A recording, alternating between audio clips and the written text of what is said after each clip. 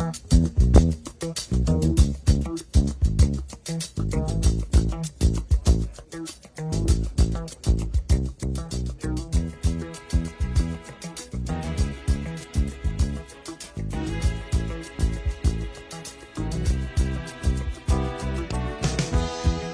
I wake up in the morning, love,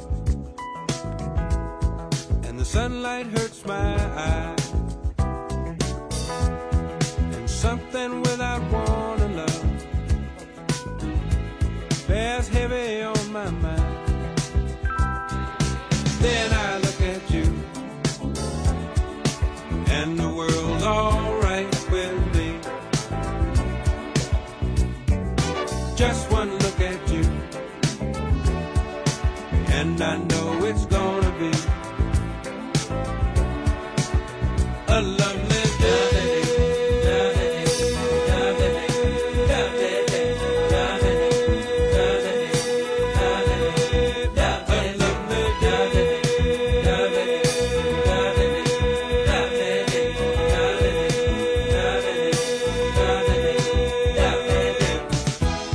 When the day that lies ahead of me seems impossible to face, when someone else instead of me always seems to know the way, then I look at you,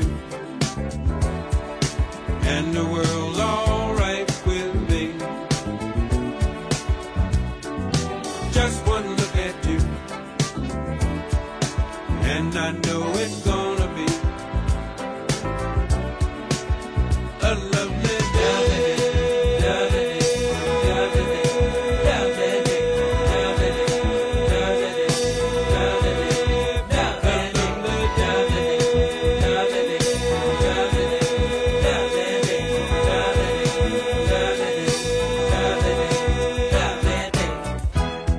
When the day that lies ahead of me seemed impossible to face,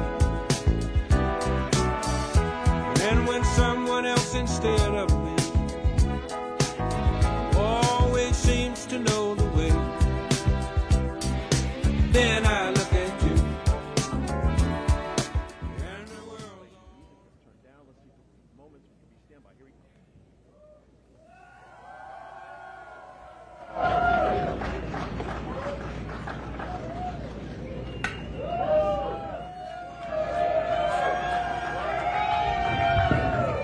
Thank you very much. Thank you, everybody. Nice to see you. We have a lot of interesting things to talk about, and we have some very specific things. So we'll take our time. We have plenty of time. I think you have plenty of time. I hope you like the weather. It's very nice. Nice place. Nice location. And I do thank you for being here. And we don't have very much heat, so I'd say it's perfect weather for this.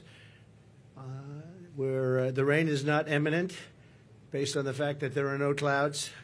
So it's really nice. It's really nice. And let's go over some big facts and some very substantial truths about where we stand as a country, because we're a failing nation because of the way it's been run for the last 3.5 years. We're a failing nation. People are coming into our country by the millions and millions and millions. We have no idea who they are, where they come from. But we're also a failing economy. Kamala Harris is a radical California liberal who broke the economy, broke the border, and broke the world, frankly. Very destructive to the entire world, because as we go, oftentimes the world goes. She destroys everything she touches, and if she wins, your finances and your country will never recover. You're never going to recover. A radical left person wants to put price controls all over the place, which will end up driving up your prices, not down your prices. Harris has just declared that tackling inflation will be a day one priority for her. It's going to be day one. But day one, really, for Kamala was 3.5 years ago. Where has she been? And why hasn't she done it? Why hasn't she done it? I hear her complaining all the time She was the border czar, but she didn't do anything. It's the worst border czar in history. There's never been a border czar so bad. She's been unbelievable in terms of her badness to some of our allies, some of our great allies. You know who I'm talking about. Here is the record of economic calamity that Kamala is desperate for voters to ignore. She cast a tie-breaking votes that caused record inflation. She cast the votes. She's trying to blame Biden, as you know. So it was Biden, but I'm going to do a better job. But it was her. And if she wants to do a better job, she's still got 5 months left, right? But she can't do a better job because she doesn't know how to. And she's of a place in life where she wouldn't know what a better job is. Going to destroy our country. And as a result of Kamala's inflation price hikes, they've cost a typical household a total of $28,000. These are numbers coming from government. They're not coming from me. $28,000 she's cost the typical household. Kamala's inflation nightmare continues to cost the average American family $1,100 every single month. $1,100. Again, government numbers. You're paying $148 more a month on food. That's every month. Average family. Because Kamala and her ideas, and Joe Biden too, I mention him, but he's sort of gonzo. It all started with the debate. I should have been a little bit easy. Somebody said, your debate performance was horrible. I said, why? Because you forced him out of government. But I believe she'll be just as bad. I believe she's maybe in many ways going to be worse because he wasn't really a radical left, but she is. She's real. He wasn't real. So I think she's going to be, in many ways, easier to beat than Joe Biden. What they did to him was disgraceful, by the way, and it really is a threat to democracy. It was a coup by people that wanted him out, and they didn't do not the way they're supposed to do it. $129 more on energy and $241 more. This is all per month on rent. So you have that, $148, $129, $241, and then many other increases. You add it all up, it's thousands and thousands of dollars that she and he have cost people. The cost of a typical monthly mortgage has doubled since I left office, and that number was about 3 months old from government, and now it's tripled. We had mortgage rates at around 2%, close to 2%, and they're now at 10%, and you can't get a mortgage. So that means it's a lot higher than 10%. I guess it is whenever they want to give over the money, and that's a lot more than 10%. So when you think about double, they've actually quadrupled or more than that. Think of that, quadrupled, which really kills the American dream for young people. Young people are being devastated by what they've done to our country.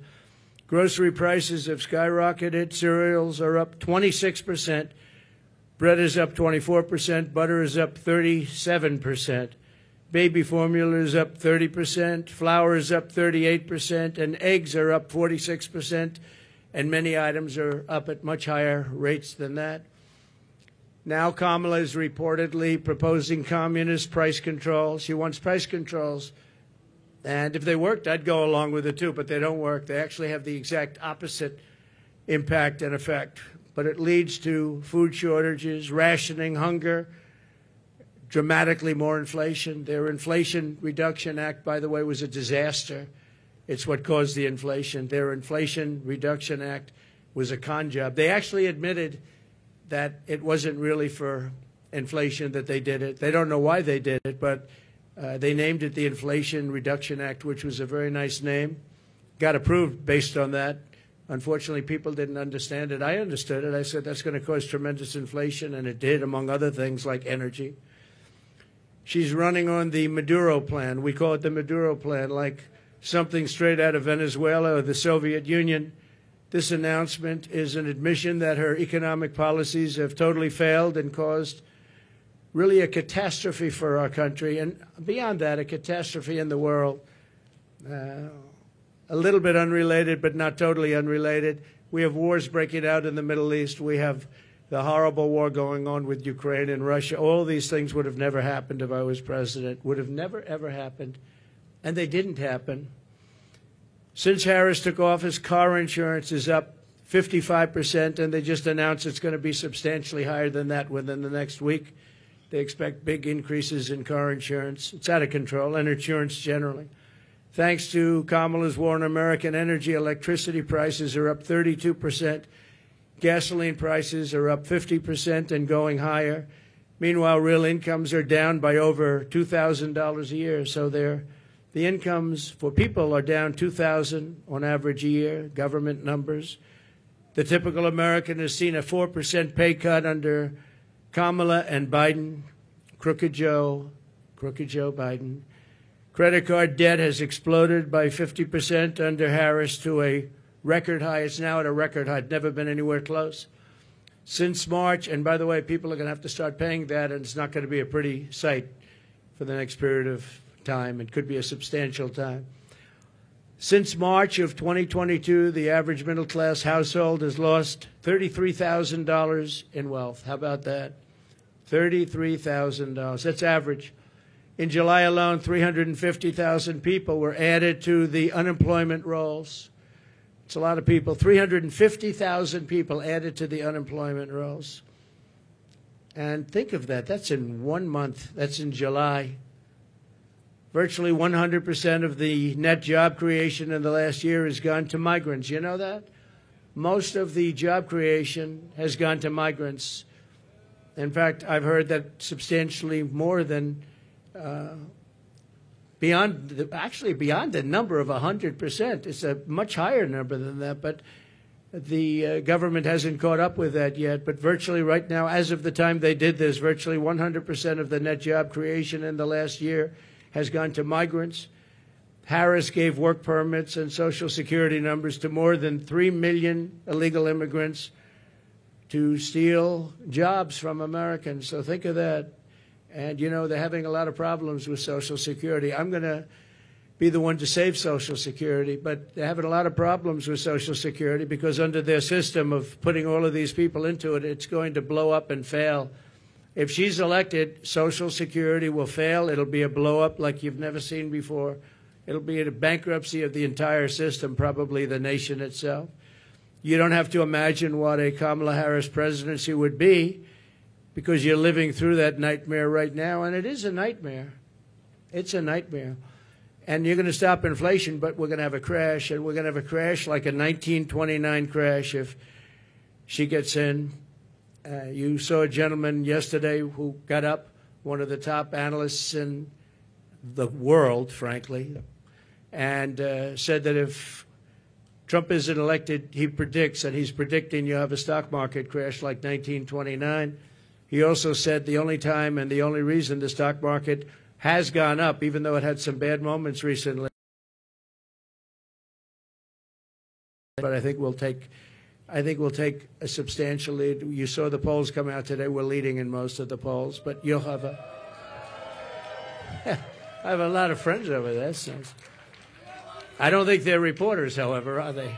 This was supposed to be for reporters. Thank you very much.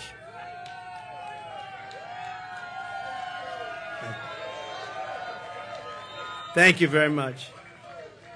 When I left office, I handed Kamala and Crooked Joe Biden a surging economy with no inflation. The 30-year mortgage rate was around 2%. Gasoline had reached $1.87 a gallon. We actually had many months where it was lower than that, but we hit $1.87, which was a perfect place, an absolutely beautiful number. Real income surged by more than $4,200 a year when I was president. Harris and Biden blew it all up. And if Kamala wins the election, the worst is yet to come. You'll have a real problem in the future because people don't respect her in the world. People don't respect her in the economy. Economists are laughing. They can't even believe this is happening to our country. And she wants to change a free enterprise type country into a communist type country. That's what she knows. She's considered far more radical than Bernie Sanders. That's all you have to know, far more radical. And she picked somebody that's far more radical than Bernie Sanders. He approved a bill recently, tampons in boys' bathrooms. He wants tampons in boys' bathrooms. It's terrible. It's terrible. But that's the person that she picked. Surprising pick to me. I was shocked. He's also got one of the worst run states. Many people are leaving the state, sixth most. And from her state, she destroyed, as the Attorney General, she destroyed California along with Gavin Newsom. And San Francisco, you know, was a great city 15 years ago. Now it's considered almost unlivable. You can't live there. And what they've done to that great state with the beautiful weather like this weather, they have this weather all the time. And they have the ocean, they have the sun, they have everything good. But what they've done to it is a shame. And she's going to do the same thing to our country. It was the policies. They had a recent article, and I didn't know this, but you're allowed to rob a store as long as it's not more than $950. Has everyone ever heard of that? You can rob a store, and you have these thieves going into stores with calculators calculating how much it is. Because if it's less than $950, they can rob it and not get charged. That was her that did that.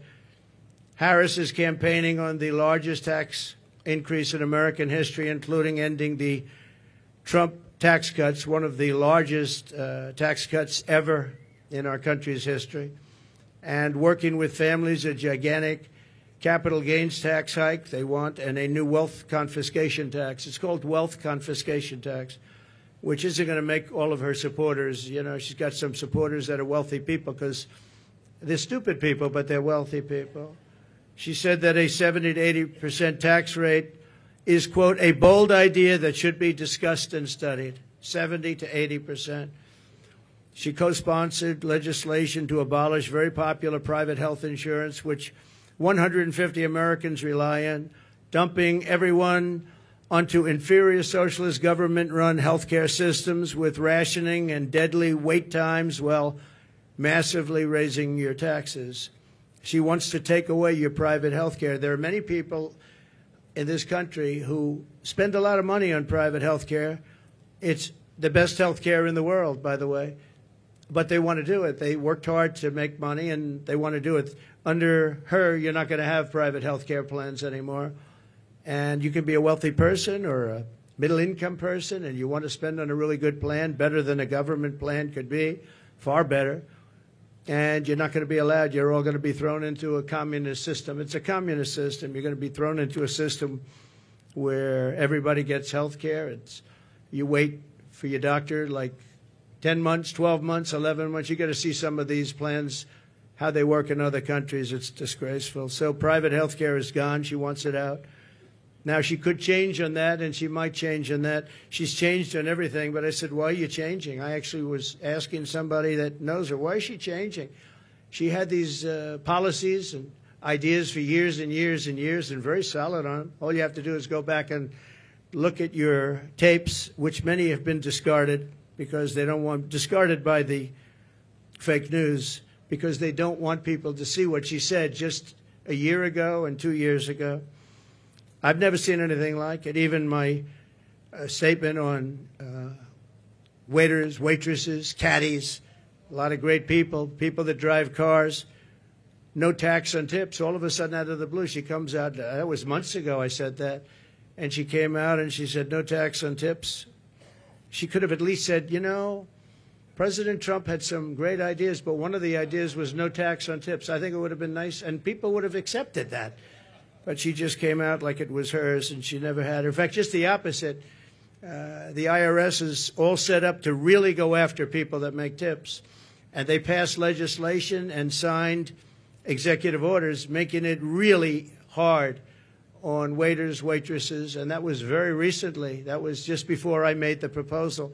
They were really going after people. So they're lying when they say that, you know, this is what they want to do, because their legislation, which everyone knows, and their executive orders were extremely tough. They also put 88,000 new IRS agents in that can go and harass everybody. She wants to close dozens of existing power plants, causing rollbacks of power in our country. You're going to have brownouts, blackouts, the likes of which you've never seen, and plunging millions and millions of people into poverty. That's going to put them into poverty, and they're not going to have heat. They're not going to have air conditioning. She wants to close dozens of existing power plants. Now, maybe she'll change that too. But she's got a lot to change. Almost everything she's ever said, she's got to change. Nobody's ever seen, and that's why we're here, nobody's ever seen anything like it. She wants to abolish coal, oil, and natural gas, 84% of U.S. energy supply. And it's the coal and the natural gas, clean coal, I call it, and oil, natural gas that create electricity. And by the way, I'm a big fan of electricity. If we're going to go with the AI, if we're going to do that, I don't know if you know, but we need twice the amount of electricity currently supplied for everything to the entire United States of America. So to be competitive on AI, I was talking to Elon Musk. We had a great discussion the other night. I agree. And he said a big problem is getting the approvals to create all of that energy, all of that electricity, specifically electricity, and you're going to need that for other forms of modern business too. And I'll get it done, but other people aren't going to get it done. They're not going to be able to get it done. As border czar, and she was the border czar. She was, I don't know if she was proudly called border czar, but that's what Crooked Joe Biden called her. She's the border czar. Everybody said it. And then about 2 weeks ago, she didn't want to be called the border czar anymore. She said, oh, I was never the border czar. It doesn't matter. She was the person responsible for the border. And she never went there. She went to a certain location once, but I would have gone there and taken my family to dinner there. That was not a place that is going to the border, a place with no problem. As border czar, she allowed 20 million people, and I believe it's higher than that. People say 13, 14, 12, 10, but now they're all up to around 12, 13, 14. They have no idea because you have millions and millions of what they call gotaways, the gotaways. Gotaways are people that pour into our country. We have no idea who they are. That's the worst of all. But she allowed at least 20 million people to invade our country, and she wants to give them all citizenship and free government health care and let them raid Medicare and Social Security, which will, again, she will destroy Medicare, she will destroy Social Security. And frankly, there's nothing she can do about it once this happens. There's nothing she can do about it. She called for abolishing ICE. These are great patriots who are tough, tougher than anybody in this audience. Some of those people, I know them over there. Some of those men and a couple of the women, to be honest, they're tough as hell, but they don't want to fight MS-13. I've seen it. They go in. Long Island has had a lot. We got them out. But now they're coming back because of weak policy and because of things that she wants to do, like defund the police. You know she wants to defund the police. Now, she has since said, no, I don't want to do that anymore. The one thing I see with politicians, they always go back to where they were. She wanted to defund the police, and she wanted to abolish ICE. I was going to say, though, these ICE people are incredible patriots. They're tough as hell, and they go into a pack of MS-13 gang members, the toughest in the world, probably the toughest gangs in the world. They come from different parts of South America, and they want to come in and in Long Island, not too recently, but recently, they carved up with a knife two beautiful 16-year-old girls who were walking to school. And the reason they used a knife instead of shooting them was very simple, because it's more painful. They wanted to watch them agonize. And these are animals, and we have to get them out of our country, or we have to put them in jail because we don't want them back. Sometimes you have to put them in jail because their country doesn't want them back. They'll send them back the way they do. Just so you know, I know all of the people that we're dealing with as the heads of countries. And they're very smart. They're very streetwise. And what they're doing is they're taking all of their criminals, and they haven't brought all of them yet. They brought a lot of them, though.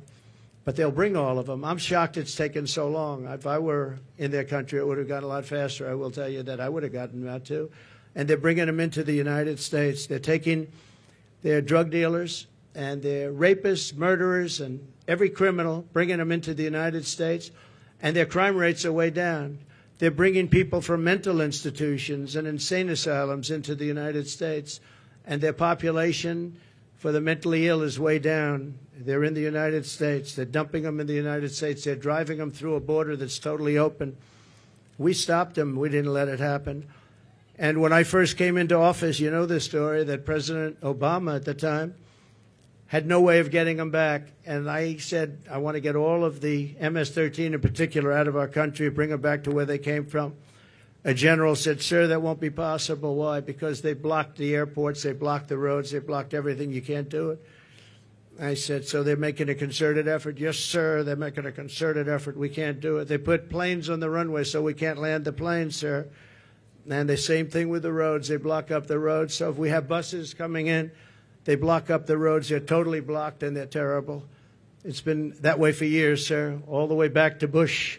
It's been that way for years. And I said, well, how much do we pay them in terms of economic development and aid? Sir, we pay them $750 million. I said, that's okay. Call them immediately and tell them we're not paying them anymore. And the following morning, I got a call from the three main culprits. Sir, I'd like to speak to you because I don't understand what the problem is. I said, well, you've sent us gang members, and they send them. Remember that. They send them. They said, you send us gang members, you send us killers, and you send us drug dealers, and you send us horrible people, and when we want to bring them back to your country, you won't accept them. And that's under President Obama and all the way through. And therefore, you're in default. You are in total default of the money that we send you. And we're not going to send you the money anymore. You're not getting any of the $750 million and more. We're not giving you any. You are delinquent. You are delinquent in what you've done. And you're not getting, sir, please, can we talk? I said, yeah, we can talk. What? We would absolutely love to have MS-13 sent back to our country. We think they're wonderful people. They're not wonderful people. They're wonderful killers. But they changed their tune totally. When I said they weren't going to get the money, I don't know why these people don't do it. And the $750 million now is billions of dollars because Biden increased it very substantially. He thinks by sending them money, they're going to send fewer people into our country. How stupid is that? So they're giving them $2.5, $3 billion. The 750, not only did he give it, I didn't even pay after they made the call because I said, you know, you've treated us badly for so many years. We're not going to pay you it anyway. But now they're giving them billions of dollars, billions, much more than when I took over. It was 750. Now they're giving them billions. But they said, there must be an understanding, sir. We would love to take them back. And I said, well, you're going to get them back. And we started bringing them back by the thousands out of Long Island, out of Michigan, out of Ohio, by the thousands. And she compared ICE agents, these brave people, to the KKK. She said, the ICE people, the ICE agents, I compare them to the KKK.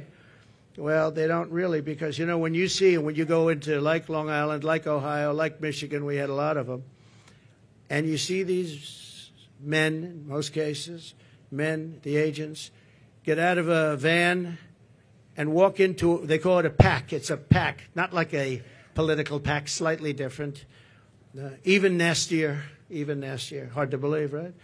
But they would go into a pack of these killers, and all you do, I've seen it so many times, all you do is see fists and feet and hands and fighting, and 2 minutes later they stand up and they walk out, they have them by the feet, they walk them out, or they drag them out, mostly drag them out, put them in paddy wagons, and they bring them back to their country. They take them back to the country, and the country is open arms now, open arms. And it's an amazing thing. For her to say KKK is very unfair, but she doesn't know. She doesn't want to know. She's a very strong communist lean. She wants to end detention of illegal alien migrants, releasing vicious monsters into our communities to rape, maim, and murder our population. She endorsed defunding the police and no cash bail nationwide. She was the original no-funder.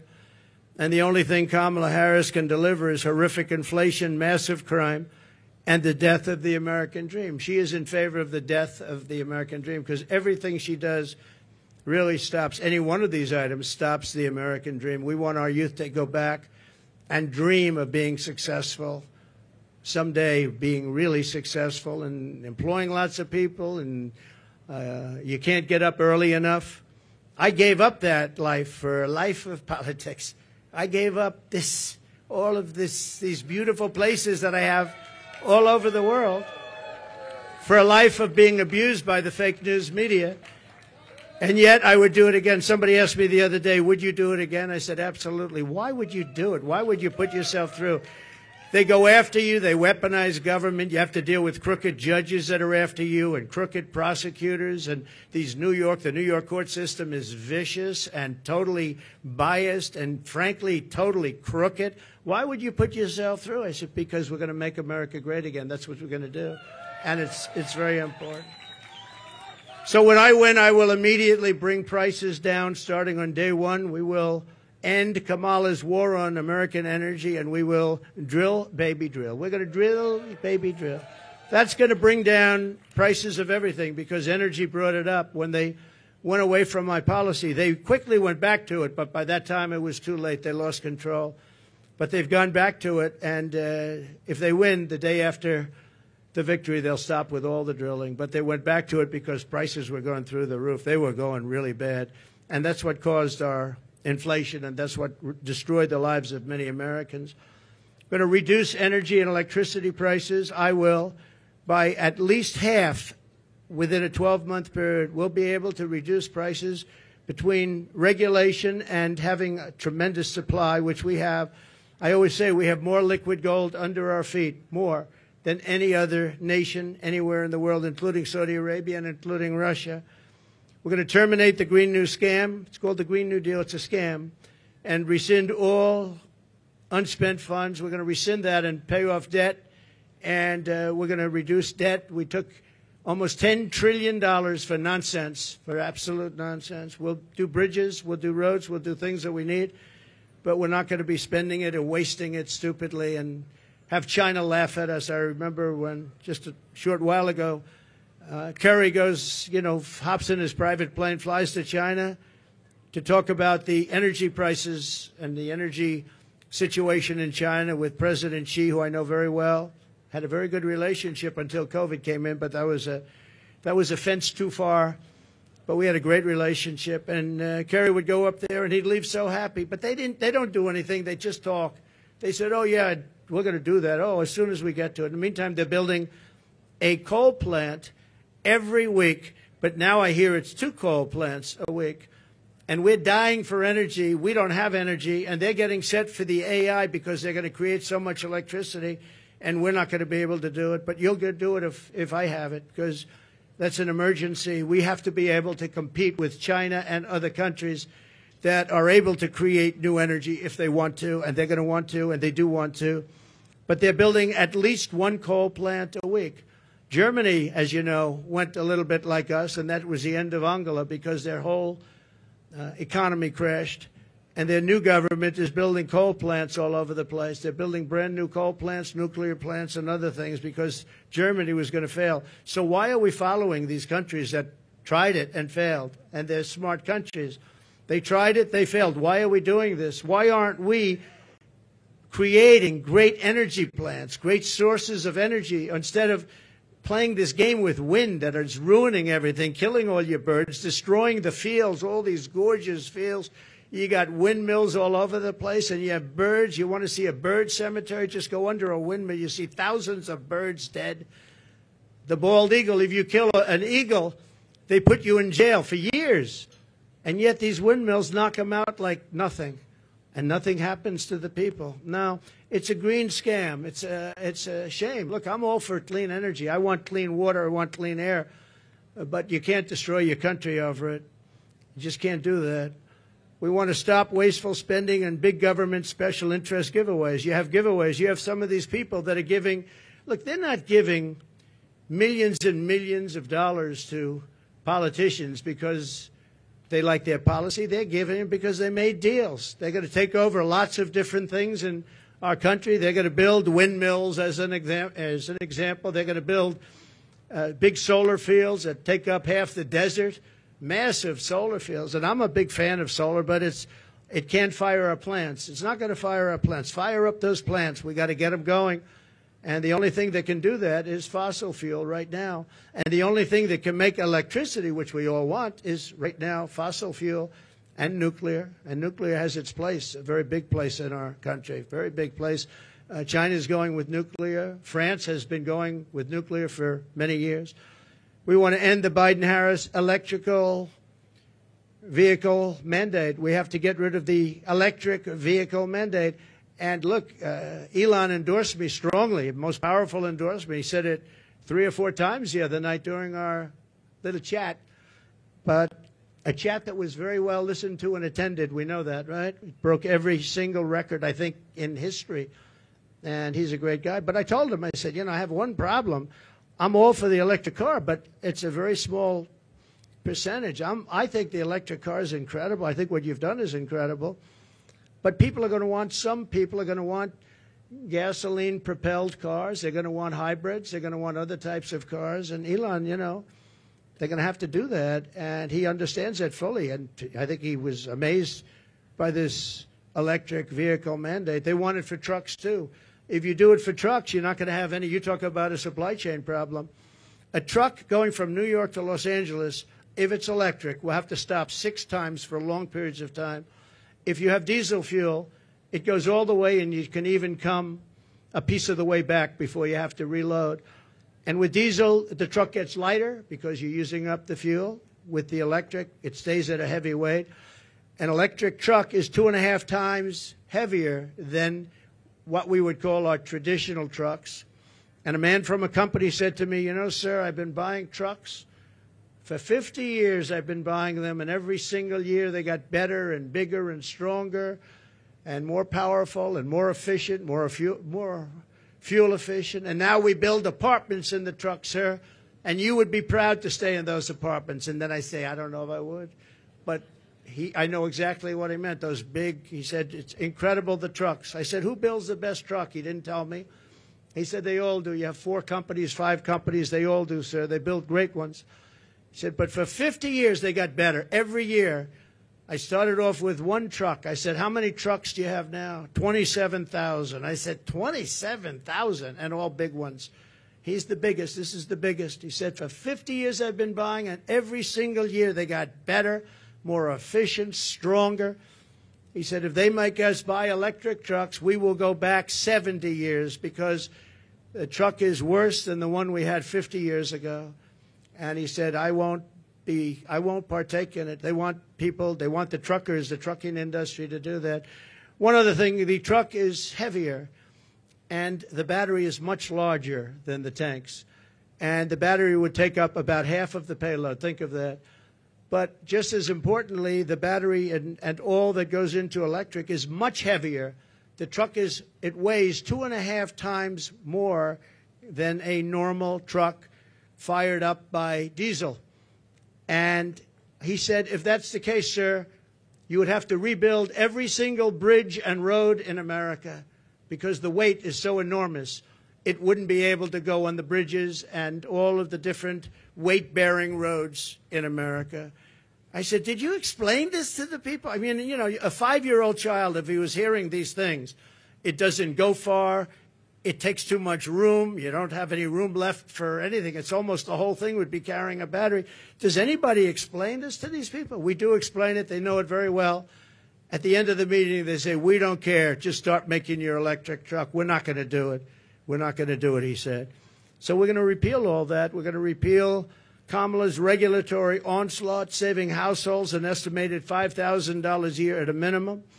The massive tax cuts and no tax on tips. We're going to make sure it gets done. She's not going to get it done. She didn't hear about it until I said it, and then she went out and she went and did it. And the other thing, no tax on Social Security. We're not going to have seniors who have been decimated by inflation pay tax on Social Security, and we'll get through it through growth. We have tremendous growth potential in this country, but not with these people running it, because all they're going to do is take away, and they want to take away your growth and your growth potential. Again, I say it all the time, we're a nation in decline. We're a failing nation. Right now, we're a failing nation, and we're going to soon be a great nation again. That's going to happen. Another thing we're going to do, having to do with a lot of reasons, a lot of things, and the economy in particular, we're going to seal the border.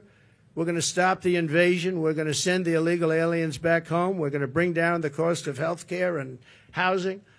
We're going to make sure that Social Security is not going to be increased in terms of years where people have to wait much longer. I mean, we have an obligation to take care of these people. And just so you know, I didn't do it in 4 years. I never even thought about doing it in 4 years. And they probably don't want to do it, but they're going to have no they're going to have no choice, because a lot of the people that are coming in are being signed into Medicare. They're being signed into Social Security. And it's just going to explode. And it's going to happen very fast, and it's going to be very ugly. It's not going to happen with us. We're going to open up tracts of federal land for housing construction. We desperately need housing for people who can't afford what's going on now. And when we open it up and we take off some of the restrictions and regulations, you know, in California, 50% the cost of a house is regulations. They have to adhere to regulations that bring the cost of the house up by 50%. We're going to bring back our supply chains to stop costly supply chain disruptions. We have tremendous disruptions. I have it all the time, and I think you do too. We order things, and I keep saying, well, when's it getting here? Sir, there's a supply chain disruption. And, I mean, you end up getting stuff like 3 months late now. I don't know, all these geniuses over here, I think we can say that. I'm not sure that you're necessarily as much into it, but they are. And I will say that very often, we have problems with supply chains where I'm waiting for things for weeks and weeks. And I say, by the way, whatever happened to it? Supply chain, sir, it's not coming in. And it's a terrible thing. Nobody ever thought a thing like that would happen to our country. We're going to restore peace and stability all throughout the world. And you all know Viktor Orban. He's the Prime Minister of Hungary, and a very tough man. He's a good man, but he's a tough man. And they asked him, what do we need to stop all of the wars with Israel? What do we need to stop the wars in Russia and Ukraine and all the other wars that are starting? He said, when President Trump was here, we had no wars. We didn't have Russia lining up at the borders to go and attack Ukraine. We would have never had Hamas, because Hamas had no money, because Iran had no money. I said to China and everybody else, if you buy from Iran, you can't do business in the United States. And I'm not looking to be bad to Iran. We're going to be friendly, I hope, with Iran. Maybe, but maybe not. But we're going to be friendly, I hope. We're going to be friendly. But they can't have a nuclear weapon. They can't have a nuclear weapon. And we were all set to make sure that they don't have a nuclear weapon, because once they do, it's a whole different world. It's a whole different negotiation. But Viktor Orban said, if you put Trump in, nothing's going to happen. Everyone's going to be peaceful, because they were afraid of Trump. Now, I don't like saying that I said that. I would say maybe they respected Trump. But he said they were afraid of Trump. They didn't know where he was coming from, and they were really afraid of him. They're not afraid of these people. And being afraid isn't so bad, but I would say more importantly, they respected me. But he didn't use that word. He said they were afraid of Trump. And we would have not had any problems with China and Taiwan. We wouldn't have had any problems with Ukraine and Russia. We wouldn't have any problems with anything. But we will stop inflation. We will make America affordable again. And we're going to bring back the American dream. We have all these young people. They're coming out of schools, colleges, everything else, and they're not going to have the American dream. They don't even think about the American dream. Right now, they just think about survival. And I just want to end by saying we have tremendous potential in this country. We can do amazing things, and we can do them fast. We have to get the criminals out. We have to get them out immediately and fast and tough. We're going to rely on our local police. Our local police law enforcement has been so incredible. And they know. Somebody said, how will you get them out? How will you know? The local police know the name and serial number and middle name and last name and where they come from of every single bad guy that's come into our country. And we're going to rely on local police, and we're going to make sure that they have immunity from prosecution, because, frankly, our police are treated horribly. They're not allowed to do their job. You know that better than anybody. They're not allowed to do their job. If they were allowed to do their job, we wouldn't have cities that have crime rates. You look at Chicago. On the 4th of July weekend in Chicago, think of this, 117 people were shot and 17 died. Afghanistan isn't anything like that. And speaking of Afghanistan, the single most embarrassing day in the history of our country. And yesterday I saw they gave $85 billion worth of brand new military equipment that I rebuilt the military. So this was equipment that, to a large extent, I bought. But brand new, and they had a parade yesterday, a beautiful parade. We were going to get out with dignity and strength. We were there for 21 years. And we were going to keep Bagram because it's 1 hour away. Bagram is this massive Air Force base that I visited. It's a massive base. And we were going to keep it because it's 1 hour, not because of Afghanistan, but because it's 1 hour away from where China makes its nuclear weapons. And they were showing it off yesterday, but the fact is that China now controls Bagram. China, can you imagine that? And we left. We were going to stay there. We were going to keep it. We were going to get out with dignity, strength. We were going to take our soldiers out last, not first. We took our soldiers out first. I dealt with Abdul, and he's still the leader. Strong man, smart man.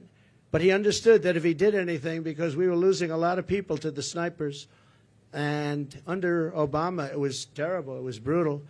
They'd be walking around and just get shot, and that was the end of them. Our people, and other people too, civilians.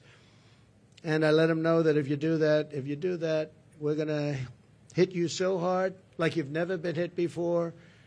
But why, he said, do you send me a picture of my home? Why? Why do you send me a picture of my home? I said, you'll have to figure that one out later. But I said, we're going to have to hit you people so hard like we've never hit anybody. And he understood. And he said, yes, Your Excellency, I understand. He called me Your Excellency. I wonder if he calls that to Biden. I doubt it, right? But he understood that, and he respected us. And for 18 months, not one American soldier was killed. Not one.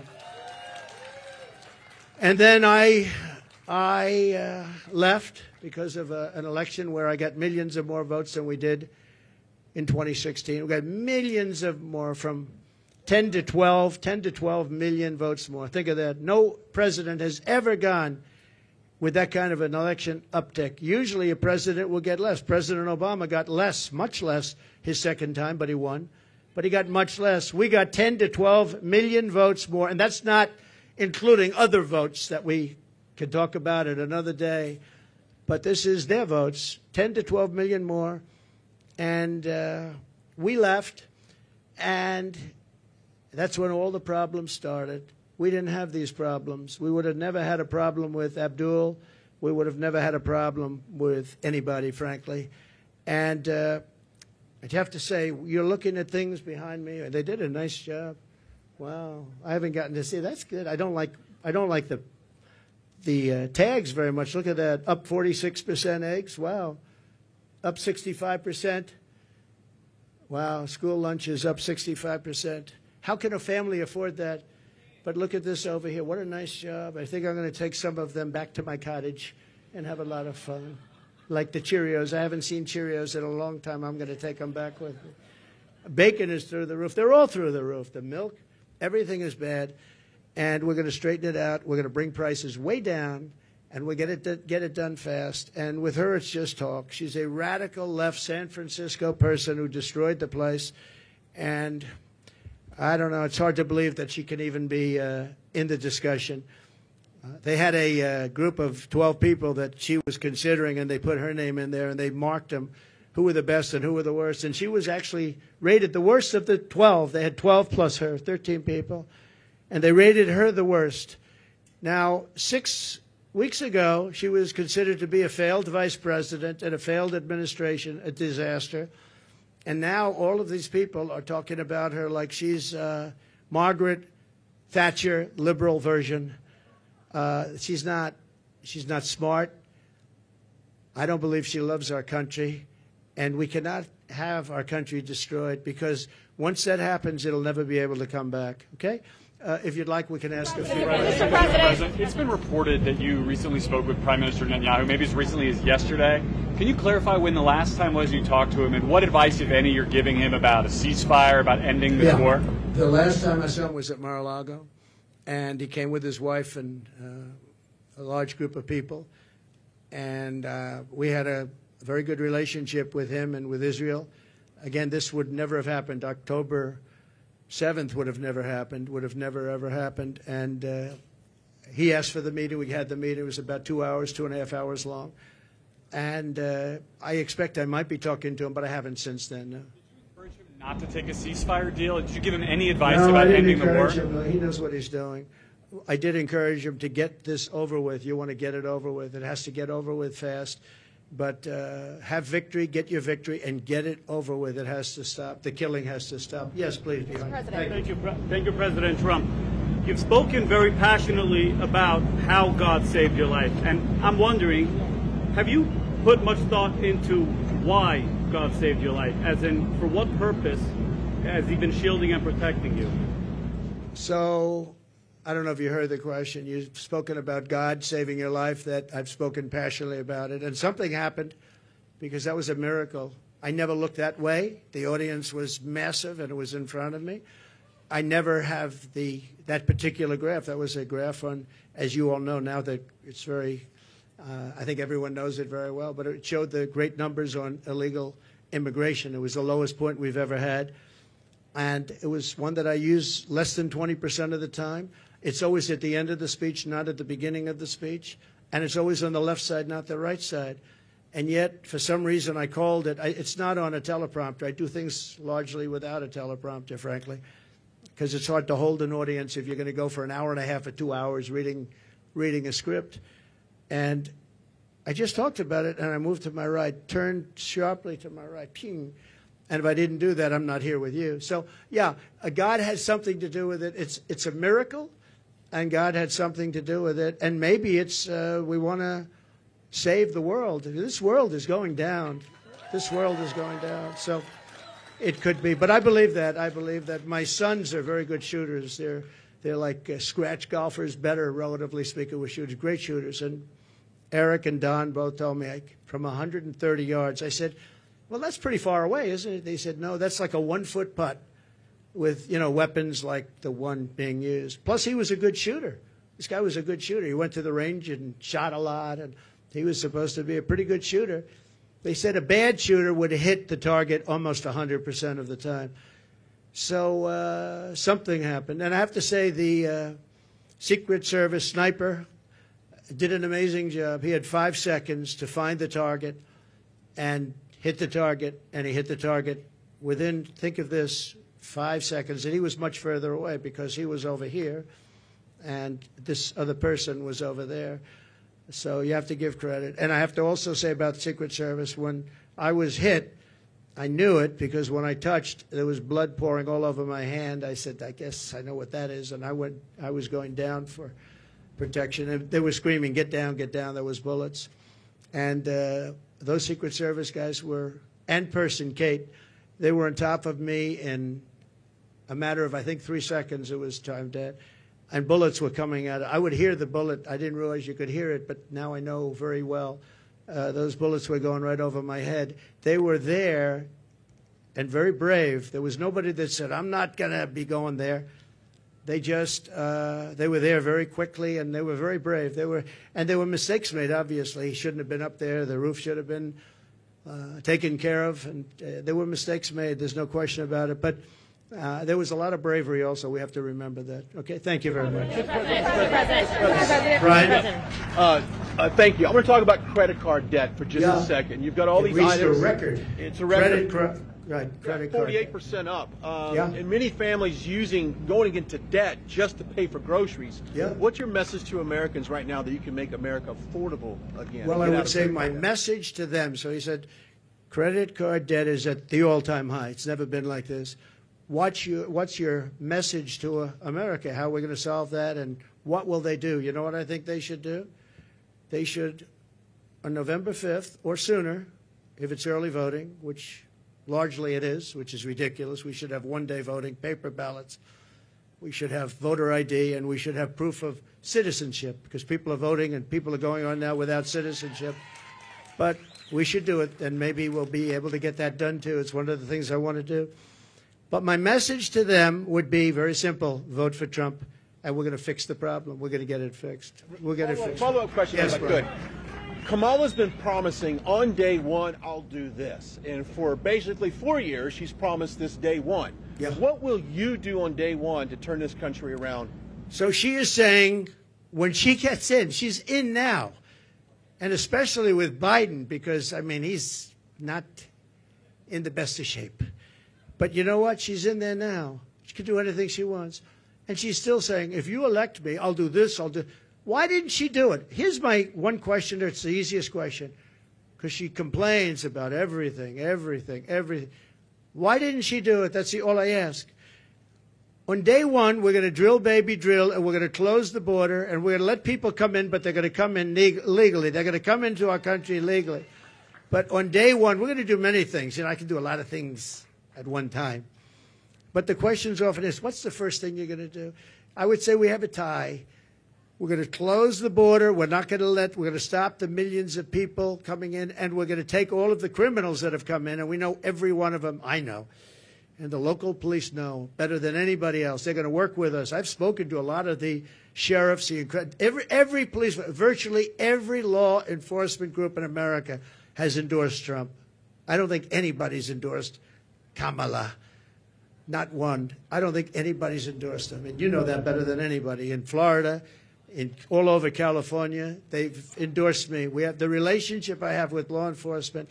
And these are great people and people that we have to really cherish and respect and let them do their job and protect them. And you'll always have a bad apple in everything. You have bad apples as reporters. That I can tell you many. I'd say about 80%. But you're always going to have bad apples. But you have very, very few when you look at it. Very, very few. You have to let them do their job. You have to protect them. But basically, we're going to drill, baby, drill. We're going to get the energy prices down almost immediately. And we're going to close the border. And we're going to get the crooked ones out, the bad ones out. And we're going to let a lot of people come in because we need more people, especially with AI coming and all of the different things. And the farmers need, everybody needs. But we're going to make sure that they're not murderers, killers, drug dealers, and the kind of people that we have largely coming in right now. Okay? Mr. President, many of your allies who want you to win in November say your current strategy isn't working, that you need to stop with the personal attacks on Kamala Harris and deliver a more disciplined message. Do you agree? And also, you added more people to your campaign today. Yeah. Is that a sign of a shifting strategy? No, I think it's a sign of we want to close it out. We have great people. Susie is fantastic, as you know, and Chris is fantastic. They're leading it. Corey Lewandowski's coming in. He'll be, personal envoy, or he'll be at some level. They're going to be, they're doing a great job. Look, we've taken, with all of the abuse we've taken from the fake news media, all of this horrific abuse we take, and all I want to do is make the country good. All I want to do is have strong borders and good education. We want to have choice for education. So important, so many different things. You would think it would be the other way. We rebuilt the military. We did so many great things. But that's the way it's been for Republicans, and I guess more so for me than anybody in history, and that's okay. Because we're leading in the polls. For the most part, we're leading in the polls. We were leading Biden by a lot. We're leading now. But I think when she's exposed, I think we're going to beat her by a lot more than we would have beaten Biden by, because he had a little group of people that have been voting for him for a long time. She doesn't have that. People don't know who she is. As far as the personal attacks, her because of what she's done to the country. I'm very angry at her that she'd weaponized the justice system against me and other people. Very angry at her. I think I'm entitled to personal attacks. I don't have a lot of respect for her. I don't have a lot of respect for her intelligence. And I think she'll be a terrible president. And I think it's very important that we win. And whether the personal attacks are good, bad, I mean, she certainly attacks me personally. She actually called me weird. He's weird. It was just a soundbite. And she called J.D. and I weird. He's not weird. He was a great student at Yale. He went to Ohio State, graduated in 2 years, at the top of his class, and all of these different things. And we have this guy that's running a very failed state, who's had a terrible career. I mean, you have him saying they're weird. No, he's a weird guy. And she's weird in her policy. Who wouldn't want to have strong borders? Who doesn't want to have lower taxes? You know, all my life I've watched as politicians campaigned, and I've always been on, for the most part, on the other side, on the side that these people are on. And they always talked about, we're going to reduce taxes. This is the only campaign I've ever heard where they're saying, we're going to increase your taxes. and then people say they're going to vote for him? I don't know. So I don't think so. I don't think people know who she is yet. When people, because really people didn't know. You can ask the man on the street. I saw it on one of the shows today. They asked the man on the street, what's the last name of Kamala? Nobody knew. It's Harris. Nobody knew the last name. I don't even use it because nobody knows who I'm talking about. People don't know who she is. She's a radical left socialist. But beyond that, I mean, she's way beyond socialism, who's going to destroy our country. And when they find out, I think you're going to see something. But right now, even not knowing her, and with all of the, like the cover of Time magazine, they didn't put a picture. They got a great artist to do it. What was that all about? You know, what was that all about? The whole thing is crazy. I just want to win for the country. Some people say, oh, why don't you be nice? But they're not nice to me. They want to put me in prison, you know, just so you understand. You know, they tell me I should be nice. They want to put me in prison. It's never happened before in the history of our country. I did nothing wrong. I have crooked judges. I have crooked prosecutors. And they're all Democrats, all Democrat areas, other than in Florida where you had a brilliant judge who ruled in my favor. I won the case, the documents case, won it in its entirety. And Jack Smith, deranged Jack Smith, suffered a defeat. But in New York City, everything's clubhouse, everything. I know it very well. I grew up there. I know it very well. And we have a very crooked system. And it's one of the reasons that New York is dying. Nobody wants to come in. No companies want to come in because the courtroom system is so corrupt, both at a federal level and at a state level and a city level. And they put you into an area where you have 3% Republican vote. It's all a rigged deal, just like Fani, F-A-N-I, Fani, with her boyfriend. And I think that's been discredited, too. They've been discredited. But think of it. They don't want me to be a little bit nasty. They want to put me in prison. Me. They want to put me. It's never happened before in the history of our country. It's happened in third world countries, but it's never happened here. And they're in danger because you create a precedent for doing that. And once that happens, that's a really bad thing. You know, in the years before, and I've said this a few times, not too much, but with Hillary, she was subpoenaed by Congress to give everything she's got, and she burned it. She acid washed it, bleach bit they call it. She totally scrubbed it, and then they broke everything with hammers, with fire. They burned it, and then she said, "I don't have anything." Well, it turned out that she had a lot to give, and everybody said, "Lock her up, lock her up." And I used to go easy, just easy, easy. Then we won. And I said, wouldn't it be terrible? And you know, I lose. Some people are upset when I did this, but you have to look at it maybe differently now. I say, wouldn't it be terrible to put the wife of the president, former president of the United States, into a prison? Now think of that. Hillary Clinton, she was Secretary of State. She was the wife of a president of the United States who used to be a friend of mine before I ran for politics. He was a friend of mine. He used to play my golf course all the time. I have a great golf course right next to their home in Westchester. He used to be there all the time. It was his favorite course. But you know what? I could have done that very easily. She was so guilty.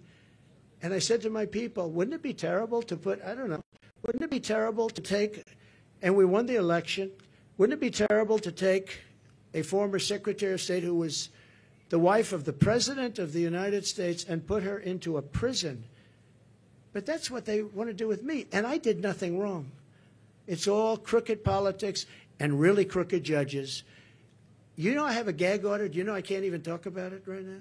Do you know that I have a judge who has a gag order? He doesn't want me to talk, and the reason he doesn't want me to talk is because what I say is so devastating and so horrible for him. But think of it. I have a gag order. There's never been a politician in history, I mean, probably for any politician for a city council office. I'm the leading candidate to be president. I won virtually unanimously, and I beat everybody. It was the quickest primary in history. There's never been one that was done so early. I had people that were very talented people, and I beat them by 45, 50, 60, 70, 80 points. There was never a close race. Nobody was even close. Good talent. They weren't close. And I'm running against the Democrats. So it's a two-party system, whether we like it or not. Republican, I'm the Republican, and I'm leading. But let's say I'm tied, but I'm leading. I believe I'm leading by a lot more than people think, and I believe we'll be leading by a lot more. And I have a judge who put a gag order on me. So when you ask me a question, or when you ask me a question, I can't give you an answer, because if I give the answer, they want to put you in jail. He said, we'll put him in jail if he talks beyond the gag order.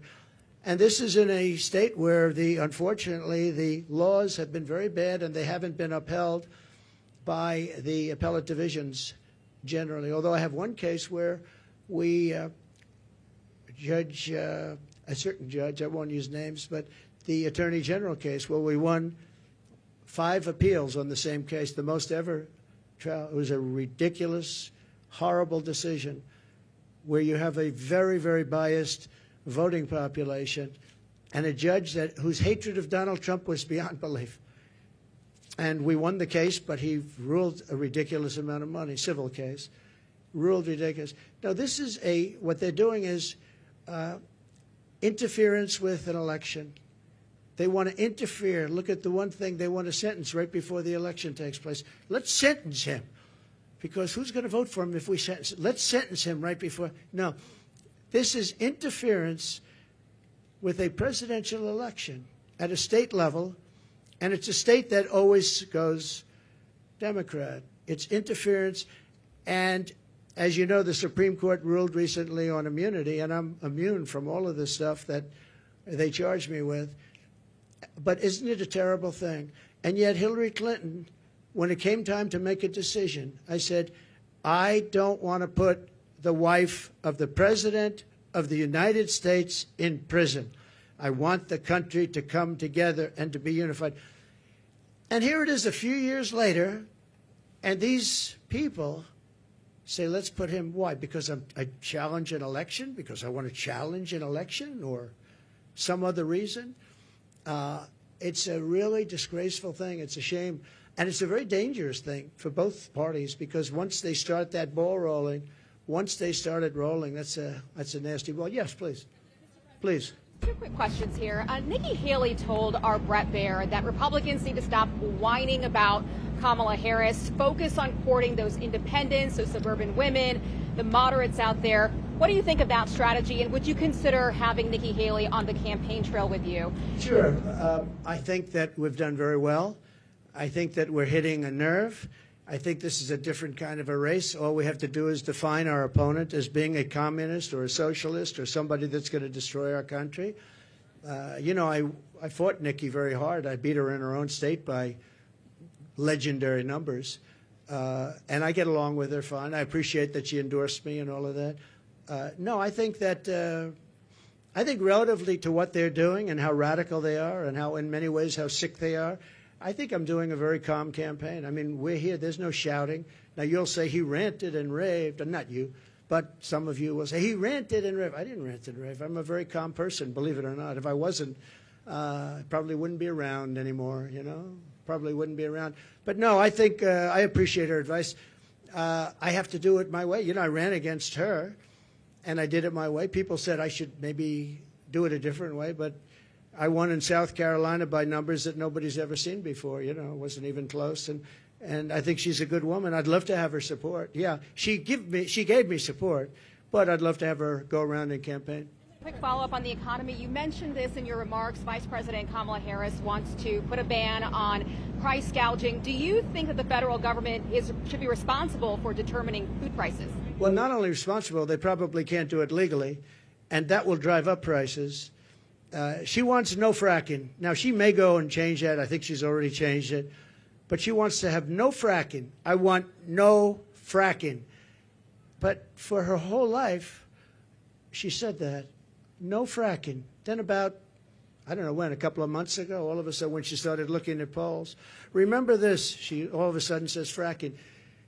I don't think the I won Pennsylvania, and I did much better the second time. I won it in 2016, did much better the second time. I know Pennsylvania very well.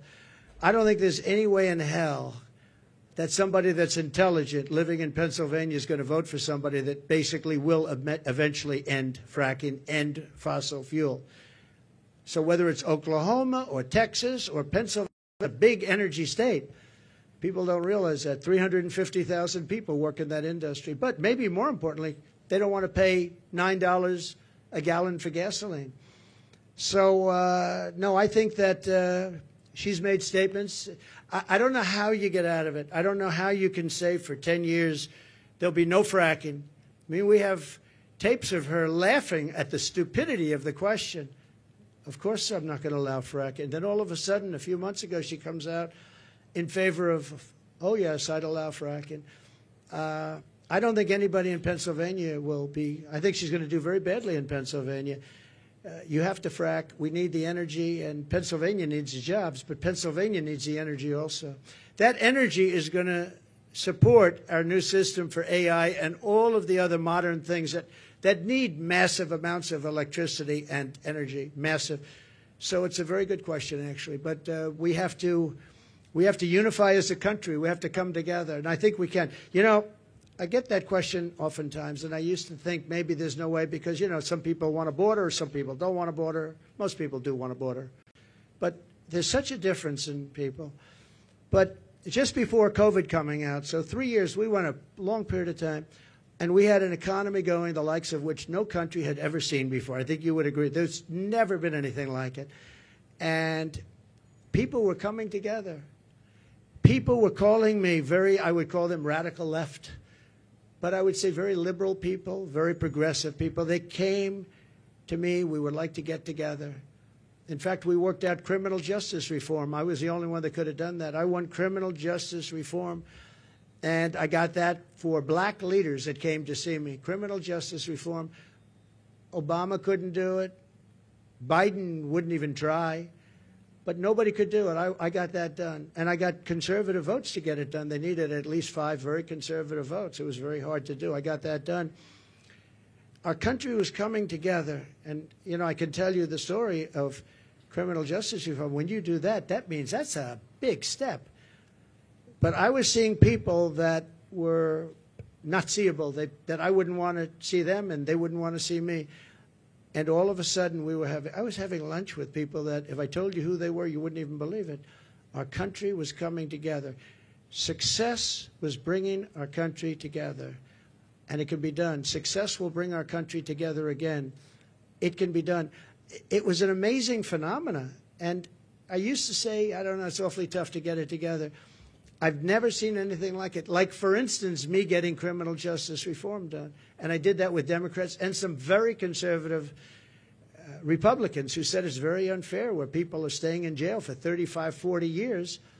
And today they wouldn't even be charged with a crime for what they did. And we got it done, and I was very proud of it. But our country was coming together. The black population had the best numbers they've ever had on jobs, on income, on everything. The Hispanic population had the best numbers.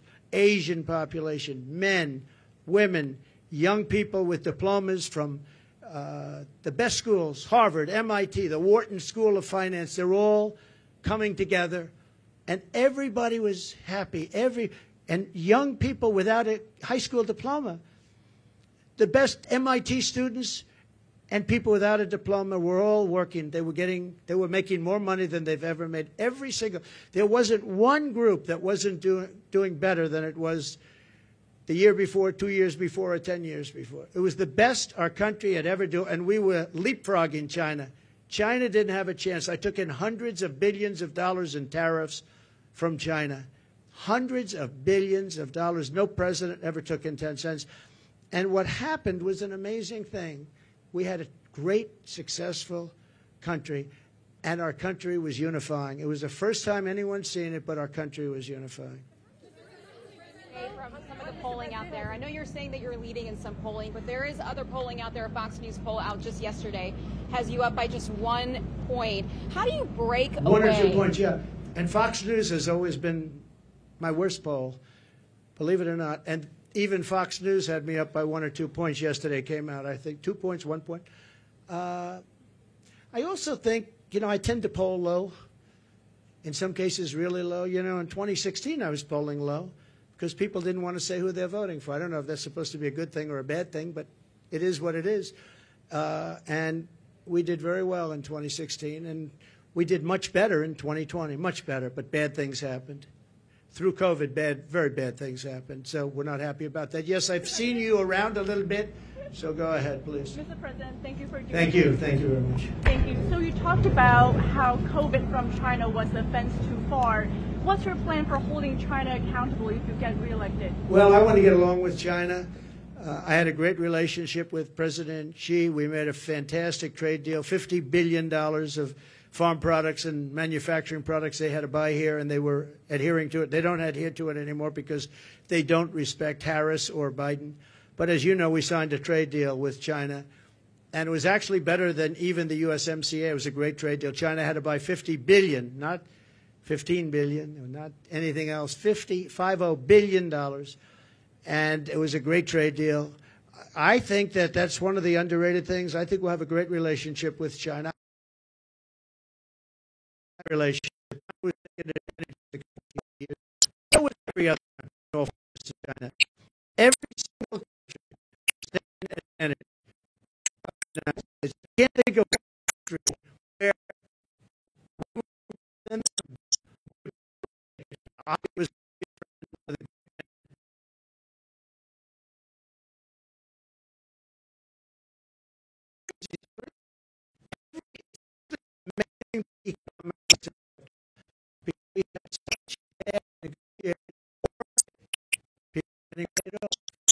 I actually looked at it.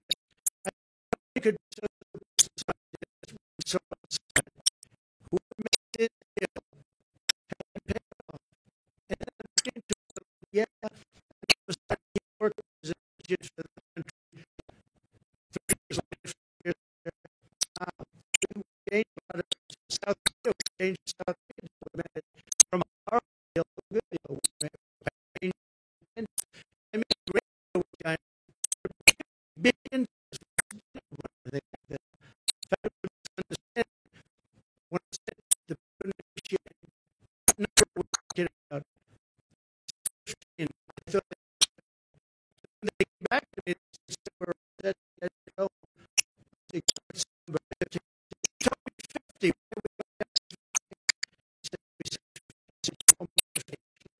I heard that wrong. 15. Back at 50.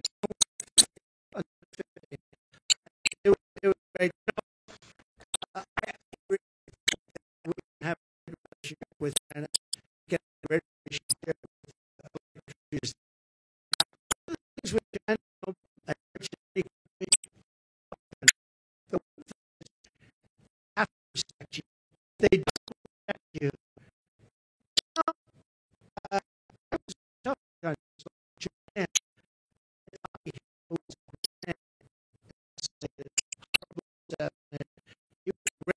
It was great here.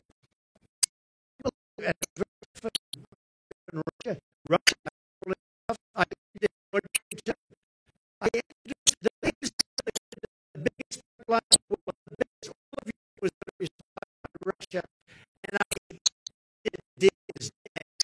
And Biden was in the room, and they said, oh, it was destruction.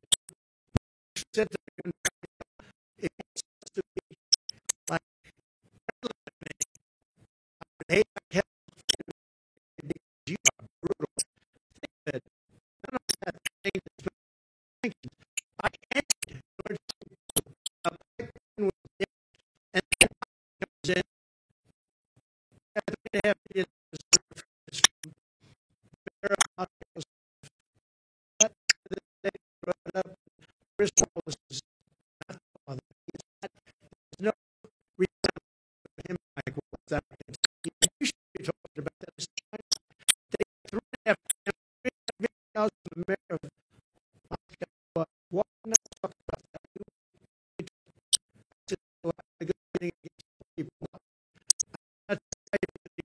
That would extend why I get $3.5 billion.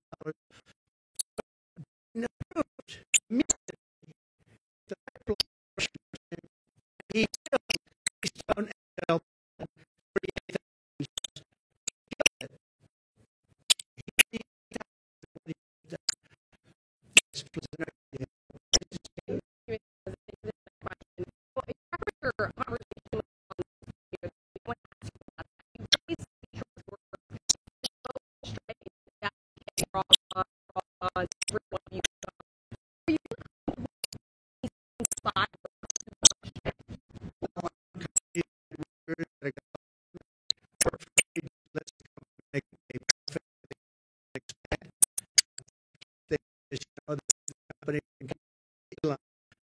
California, Texas, they were able to get the women. I asked one question. You're very for that's Texas. It's Governor you don't lose call over this.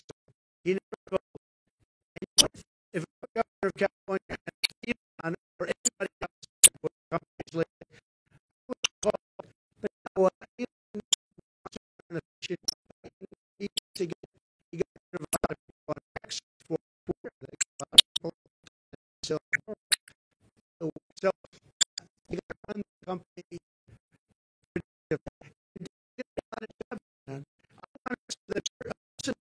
Get lucky and find one person that can get jobs at all 10 companies, and you get much more than you get by doing what you suggested.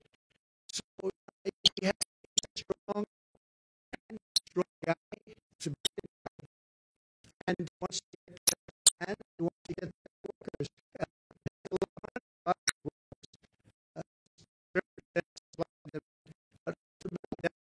It's great. Some people look at it and say, be company to fire workers.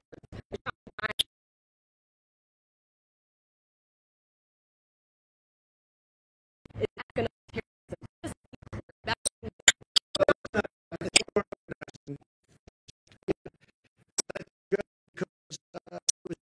Problems in California.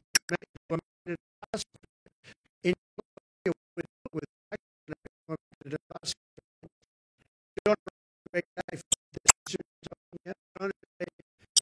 I think better than anybody. The unions are really threatened by these millions of people.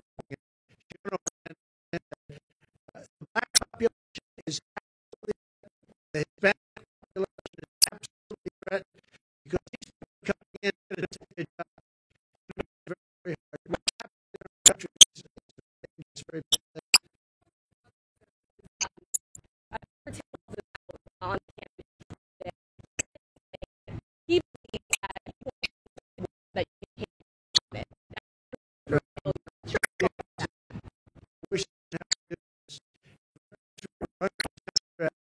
Was everything else. I couldn't when he was exposed what they are,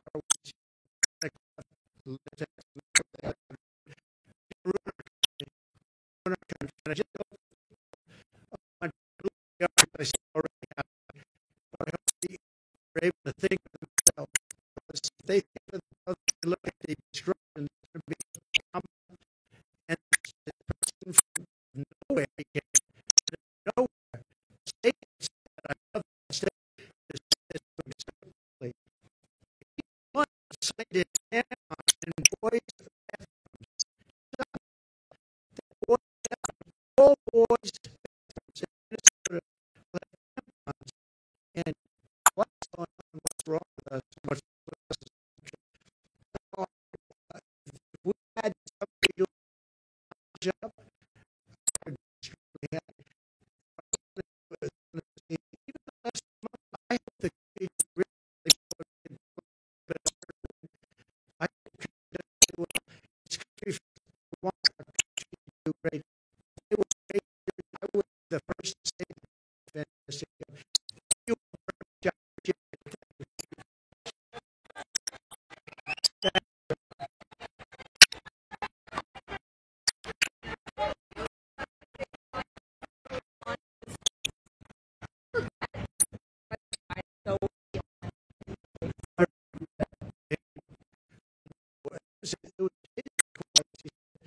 we CNN,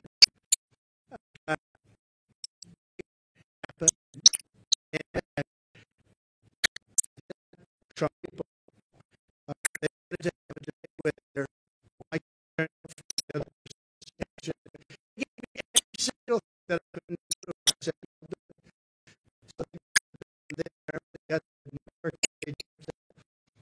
That was the decision. Decide whether or not I wanted to do. And I think they did today, but I read every single thing. It was big ways.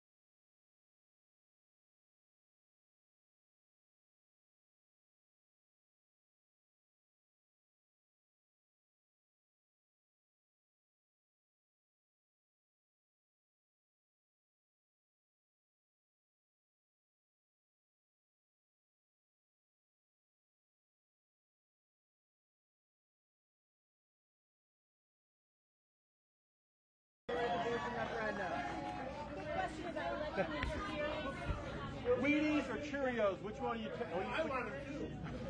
Which one are you picking? What happens to all these groceries? She's 100 years old. She wants my autograph. I think we should do it. Go do it.